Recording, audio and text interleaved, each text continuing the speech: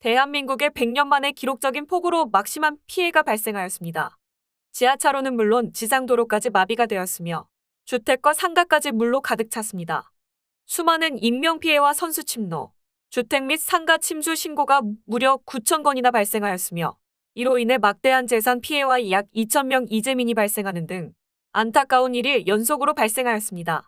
이러한 절망적인 상황에도 SNS를 중심으로 퍼진 대한민국 국민들의 시민의식이 전 세계 네티즌들의 주목을 받아 화제가 되고 있습니다. 과연 어떠한 영상이 그들의 시선을 사로잡은 것일까요?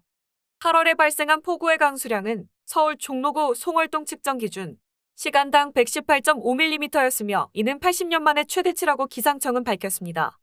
1, 2 강수량은 총 381.5mm로 그 이전 서울 2의 강수량 공식 최고치인 1920년 8월 2일에 354.7mm를 102년 만에 뛰어넘는 수치였으며 이는 115년 만에 최고 기록이라고 덧붙였습니다. 이번 집중호우로 인한 환경 분야 피해와 관련해 상하수도 시설 등 총 63곳에서 침수, 파손 등의 피해가 집계됐으며 이 중 41곳은 복구를 완료했으나 22곳은 아직까지도 복구 작업이 진행 중이라는 소식이 전해졌습니다. 손해보험협회는 8월 8일부터 17일까지 손해보험사들이 접수한 것을 기준으로 차량 침수 피해 건수는 1만 1,488건, 손해액은 총 1,620억 8천만 원으로 추정된다고 밝혔습니다. 이 가운데 외제차 침수 피해는 3,599건이며 추정 손해액은 934억 8천만 원에 달했습니다. 최고 시간당 141.5mm라는 강수량으로 인해 흙탕물이 성인 남성의 목 높이까지 차올라 지하철 역사가 물에 잠기고 주택이 물에 잠기는 등 긴박한 상황에 시민들이 패닉 상태에 빠졌습니다. 그런데 이때 한 남성이 맨손으로 배수로를 들어 인근 건물과 차량 침수를 막는 영상이 인터넷에 올라와 세간의 화제가 되었습니다. 8월 8일 시간당 100mm의 매우 강한 비가 내려 강남역 인근 도로가 침수되자 한 남성이 등장해 배수구에 쌓인 쓰레기를 맨손으로 치우기 시작했습니다.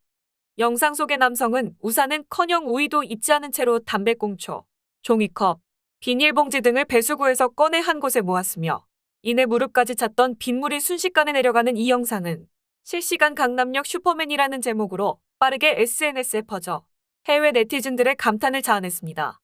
또 다른 영상에서는 8월 9일 연속적인 폭우로 경기도 의정부 용현동의 한 도로가 침수되어 차량과 사람의 통행이 불가능한 상황인 가운데 검은색 상하의를 입은 남성이 등장해 쭈그리고 앉아 배수구의 쓰레기를 건져내기 시작하는 영상이 올라왔습니다. 뒤이어 나타난 여성은 남성이 쓰레기를 버릴 수 있도록 종량제 봉투를 들고 와 도왔으며 두 시민의 도움으로 도로의 빗물은 10분도 되지 않아 전부 빠져 정상적인 통행이 가능해졌습니다. 의정부 슈퍼맨 아저씨란 이름의 이 영상 또한 여러 온라인 커뮤니티에 게재되어 순식간에 높은 조회수를 기록했습니다. 여기서 끝이 아니었습니다. 반지하 집에 물이 차올라 문 밖으로 나가려 했지만 바깥에서 빗물이 가득 차면서 탈출이 어려운 상태에 처한 80대 어르신을 1층에 살던 중학생과 그의 어머니가 유리창 밖으로 구출해낸 영상 또한 화제가 되었습니다. 발에 유리가 박히는 고통스러운 상황에서도 할아버지를 살리겠다는 일념 하나로 해낸 것입니다.